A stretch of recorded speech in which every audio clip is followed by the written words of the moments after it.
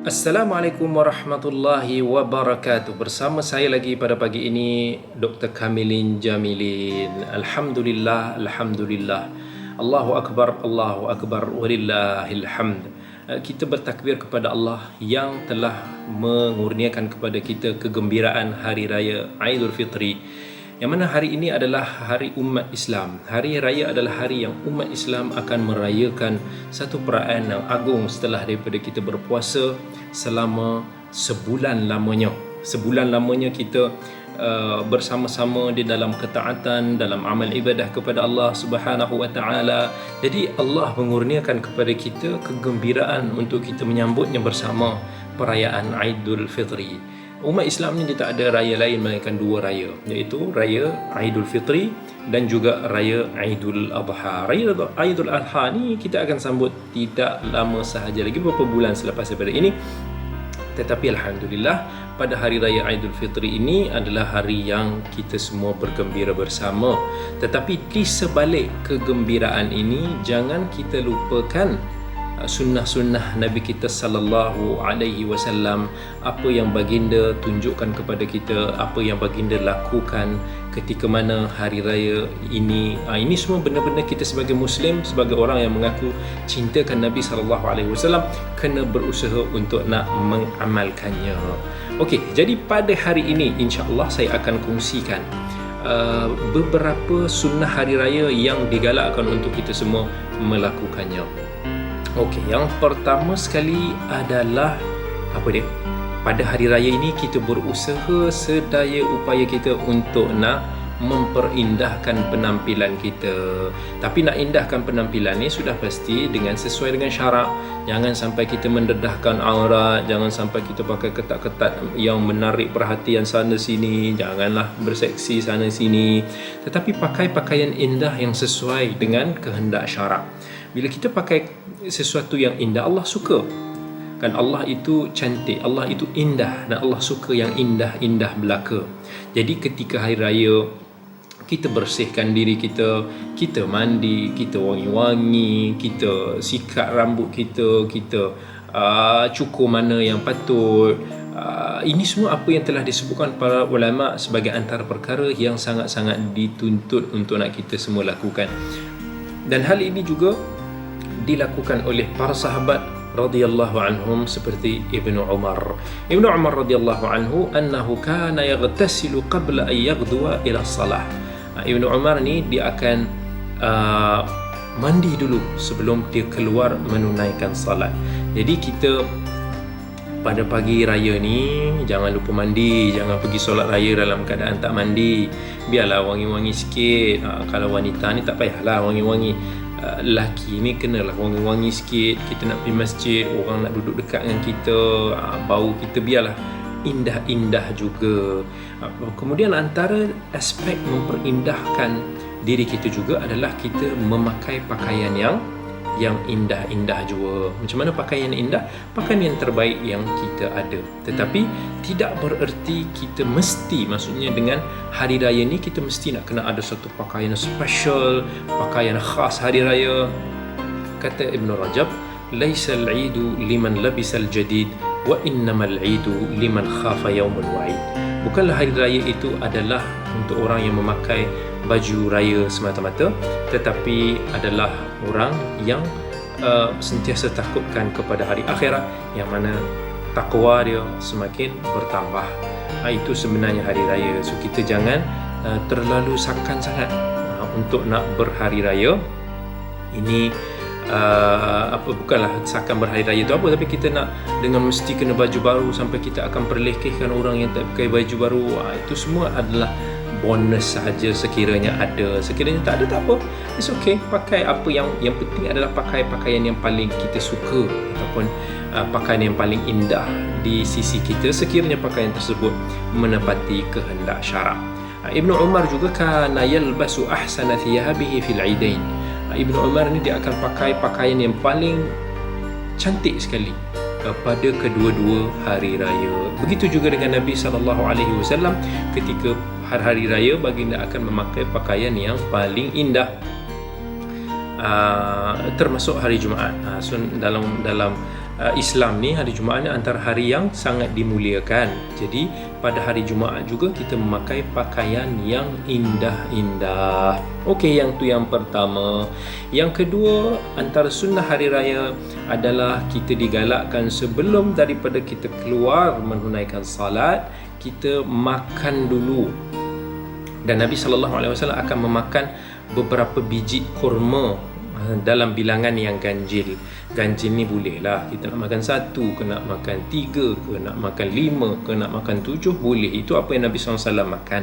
Kalau kita tak ada nak makan kurma, makanlah apa-apa sahaja, mengisi sedikit perut kita supaya kita bertenaga sikit untuk nak bertakbir, kita rasa lebih seronok, kita rasa cergas sikit lah. Tapi hari raya Aidul Adha kita makan selepas daripada salat hari raya, sebab nak menggalakkan supaya kita makan daripada haiwan-haiwan korban kita. Dalam hadis riwayat Al-Bukhari menerusi hadis Anas, kana Rasulullah sallallahu alaihi wasallam la yaghdu yawm al-fitri hatta ya'kula tamarat wa ya'kulahunna witra. Nabi SAW tidak keluar menunaikan salat hari raya ini melainkan setelah Nabi makan beberapa biji kurma, dan Nabi akan memakannya dengan bilangan yang ganjil. So itu antara beberapa sunnah yang boleh kita lakukan ketika kita berhari raya. Kalau ada hari makan rendang pun makanlah rendang, kalau ada pulut makanlah pulut, ada lemang makanlah lemang. Kalau ada kurma, makanlah kurma, nak ikut Nabi kita sallallahu alaihi wasallam. Jadi itu dua dulu daripada sunnah kita berhari raya, dan kita akan sambung lagi dengan sunnah-sunnah yang lain selepas daripada ini. Jangan ke mana-mana, teruskan bersama dengan saya Dr. Kamilin Jamilin. Didik TV KPM. Didik TV KPM. Kembali lagi kita dalam segmen yang kedua. Dalam episod kali ini kita akan membahaskan tentang sunnah-sunnah hari raya. Kalau kita nak berhari raya, janganlah kita terlalu gembira sampai kita lupakan sunnah-sunnah dan petunjuk Nabi kita. Kegembiraan yang sebenar adalah kegembiraan yang membawa kita kepada ketaatan kepada Allah. Kegembiraan yang sebenar adalah bila mana kita mencontohi Nabi kita sallallahu alaihi wasallam. Tadi kita dah berkongsi tentang dua sunnah pada hari raya. Ingat lagi tak apa dia? Yang pertama, kita kemah-kemah, kita bersih-bersih, kita indahkan diri, kita mandi comel-comel. Itu yang pertama. Yang kedua apa dia? Kita makan dulu sebelum kita solat. Sebelum kita keluar solat tu kita makan dulu. Nak makan apa-apa pun boleh. Tapi sunnahnya adalah kita makan beberapa biji kurma dengan bilangan yang ganjil. Yang ketiga adalah apa dia sunnah yang ketiga? Yang ketiga ni, kalau lah kita keluar lah, pergi ke masjid atau pergi ke tempat salat, menunaikan salat hari raya, kita keluar daripada jalan lain, kita balik daripada jalan yang lain. Itu ada diriwayatkan dalam hadis Al-Bukhari radhiyallahu an, daripada hadis Jabir, kana Nabi sallallahu alaihi wasallam idza kana yaumu 'idin khalafat tariq. Nabi sallallahu alaihi wasallam ketika hari raya ni, Nabi akan lalu daripada jalan-jalan yang lain, pulang daripada jalan-jalan yang lain. Antara faedah dia supaya Nabi sallallahu alaihi wasallam dapat melaungkan takbir itu pada pelbagai jalan, pelbagai ruang, dan dapat bertemu dengan orang ramai sebagai satu silaturahim. Hari raya adalah hari silaturahim. Jadi kita tautkan hubungan dan ukhuwah kita bersama. Pada hari raya kita akan bertemu dengan sahabat handai kita, sanak saudara kita. Jadi kita kena tautkan kembali kalau ada kepincangan di mana-mana. Laqad kana lakum fi Rasulillahi uswatun hasanah. Pada diri Rasulullah itu ada teladan yang baik. Liman kana yarjullaha wal yawmal akhir, bagi sesiapa yang mengharapkan Allah dan juga hari akhirat. Wa dzakarallaha katsira, dan juga orang-orang yang banyak mengingati Allah. Baik, itu sunnah yang ketiga. Jangan lupa 1, 2, 3. Kita dah sebut 3 sunnah Nabi SAW ketika hari raya. Yang keempat, sunnah kita ketika kita berhari raya adalah kita melakukan salat di tanah lapang, bukan di masjid. Yang ini apa yang dilakukan oleh Nabi SAW. Nabi sentiasa ketika hari raya Nabi akan salat di tanah lapang. Faedah dia adalah supaya lebih terzahir syiar Islam tersebut, lebih ramai yang dapat menyaksikan, dia akan lebih happening. Tetapi bolehlah di luar sana. Mungkin di zaman Nabi okey, tetapi di zaman kita ni, kalau ada peluang untuk kita melakukan salat hari raya di tanah lapang, kita boleh buat di padang bola, kita boleh buat di tempat-tempat yang selamat lah, maka kita cuba untuk nak laksanakan sunnah tersebut. Tetapi seandainya kita solat di masjid pun tak ada masalah, tempat yang ma'ruf, menjadi himpunan orang-orang Islam semua. Yang penting adalah kita solat lah, itu yang penting sekali. Itu sunnah yang keempat. Dan sunnah yang kelima adalah kalau kita keluar solat. Ini apa yang Nabi SAW buat. Nabi SAW ni bila dia keluar solat hari raya, Nabi SAW tidak solat sunat sebelum solat raya dan juga selepas daripada solat raya. Di musalla, di tempat Nabi SAW solat itu, Nabi tidak melakukan solat sunat tertentu. Melainkan kalaulah kita masuk ke masjid, kalau kita masuk ke masjid, kita salat di masjid, kita salat tahiyatul masjid untuk nak memuliakan masjid rumah Allah. Itu baru kita salat sunat masjid, tahiyatul masjid itu. Tapi salat hari raya ini tak ada salat sunat yang khas, baik selepas ataupun baik sebelumnya. Dalam hadis riwayat Al-Bukhari, menulis hadis Ibn Abbas, anna Nabi sallallahu alaihi wasallam kharaja yawm al-fitr fasalla rak'ataini lam yusalli qablaha wala ba'daha. Nabi sallallahu alaihi wasallam hari raya ini Nabi tidak salat 2 rakaat selepas dan sebelum. Nabi hanya salat rakaat hari raya itu sahaja. Melainkan seperti apa yang kita katakan tadi, kalaulah kita salat tahiyatul masjid sahaja, barulah kita akan menunaikan salat tahiyatul masjid di masjid ataupun di rumah-rumah Allah. Okey, itu sunnah yang kelima. Okey, dalam sunnah yang keenam yang kita semua boleh lakukan adalah kita tak solat sunat ini di masjid, tetapi kita salat di mana? Kita salat di rumah. Maksudnya selepas daripada kita salat hari raya, kita balik ke rumah dan kita pun buat dulu salat sunat 2 rakaat di rumah. Itu apa yang Nabi SAW lakukan, sebagaimana dalam hadis Ibnu Majah menerusi hadis Abi Sa'id Al-Khudri, kana Rasulullah sallallahu alaihi wasallam la yusalli qabla al-'Eid shay'a fa idza raja'a ila manzilihi shalla rak'atain. Nabi sallallahu alaihi wasallam tidak menunaikan salat sebelum hari raya apa-apa. Nabi sallallahu alaihi wasallam ini tidak salat sebelum hari raya apa-apa salat sunat. Tetapi selepas Nabi pulang ke rumah, barulah Nabi menunaikan salat sunat 2 rakaat. Ini sunnah yang kita semua ramai tinggalkan, ramai tak tahu. Sebab apa? Bila kita dah balik rumah, kita nak hura-huri. Bila kita dah balik rumah, kita nak makan, kita nak bersilaturahim, kita nak beraktiviti terus sampai kita terlupa untuk nak menunaikan solat sunat 2 rakaat ketika kita sampai di rumah. Jadi sama-sama kita amalkan. Lepas kita tahu ini adalah sunat, kita sama-sama amalkan. Itu gunanya kita belajar kan? Itu gunanya kita berkongsi pada hari ini. Baik, jangan ke mana-mana, kita akan teruskan lagi dengan sunnah yang seterusnya selepas daripada ini.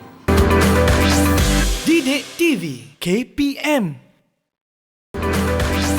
Didik TV KPM. Assalamualaikum warahmatullahi wabarakatuh. Kembali lagi dalam segmen yang terakhir dalam episod kali ini. Pada episod kali ini kita membicarakan tentang sunnah-sunnah hari raya, sunnah-sunnah Aidilfitri yang kita boleh ikut, sangat digalakkan untuk nak kita ikut sebab itu apa yang dilakukan oleh Nabi kita sallallahu alaihi wasallam. Masa hari raya ini kita digalakkan untuk nak bertakbir, kan? Takbir ni boleh dilakukan bermula daripada malam raya. Katakan hari ini hari raya, daripada maghrib semalam lagi kita dah boleh start takbir. Daripada dah terbenam matahari tu, kita banyakkan takbir. Sebahagian para ulama mewajibkan dalam Al-Quran ketika Allah menceritakan tentang kelebihan bulan Ramadan.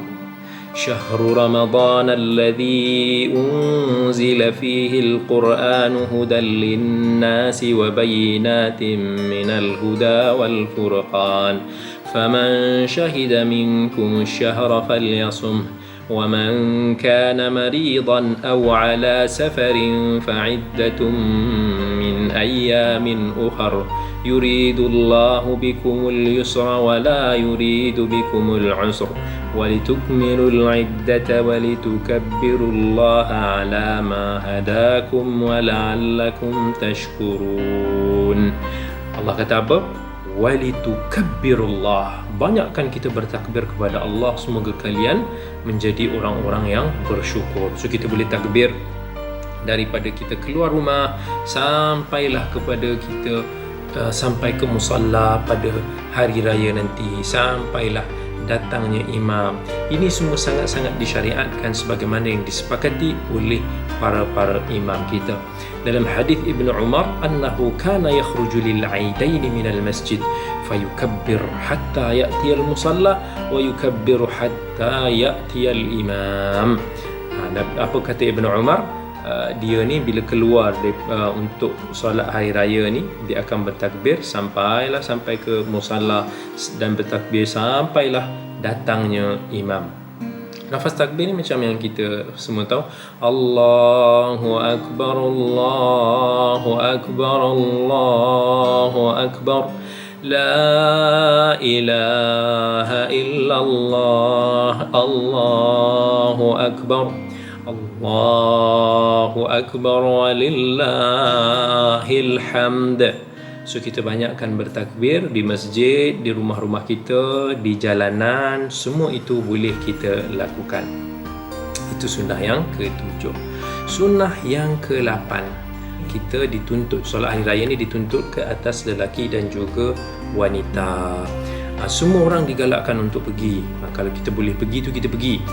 Kita pergi ke tanah lapang, kita pergi ke masjid-masjid, tak kiralah yang tua, yang muda, yang haid ataupun tidak. Dan Nabi SAW amara biha al-awatiq al-balighati wal-huyyad. Nabi SAW termasuk wanita ni Nabi akan galakkan untuk nak pergi ke masjid ataupun pergi menunaikan salat hari raya, termasuk orang-orang yang haid.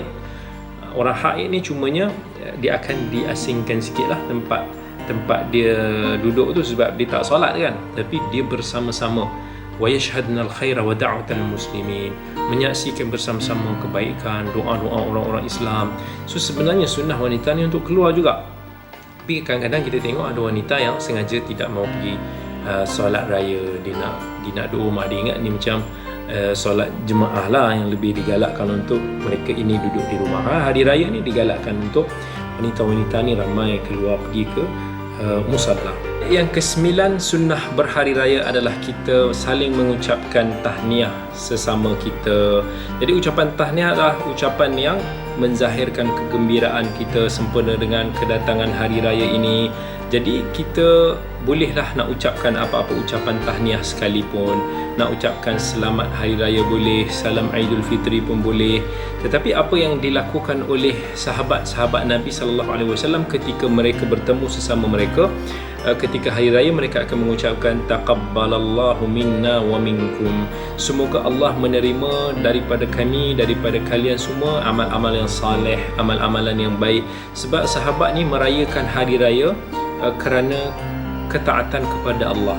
Sempena mereka telah sebulan berpuasa ketika Ramadan, setelah mereka bersungguh-sungguh mencari Lailatul Qadar, jadi mereka bergembira dengan amal saleh mereka.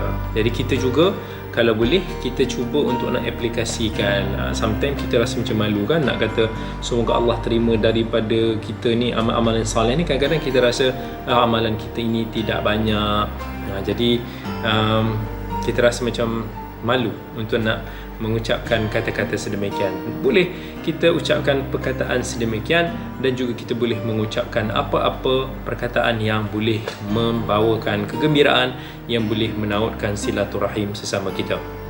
Dan pada hari raya ini, cubalah sedaya upaya untuk nak rapatkan kembali perpaduan saf-saf kita, rapatkan ukhuwah kita, silaturahim kita. Sekiranya dibenarkan, kita boleh menziarahi, mengunjungi. Sekiranya tidak mampu, kita cuba untuk nak telefon bertanyakan khabar, ataupun kita mesej dan sebagainya. Sedikit ingatan daripada sahabat-sahabat kita sudah cukup untuk nak memberikan kegembiraan kepada diri kita semua. Dan juga pada hari raya ini juga boleh untuk nak kita bermaaf-maafan pun boleh. Itu bukanlah satu budaya agama, tetapi kita boleh kata itu sebagai satu tradisi adat setempat.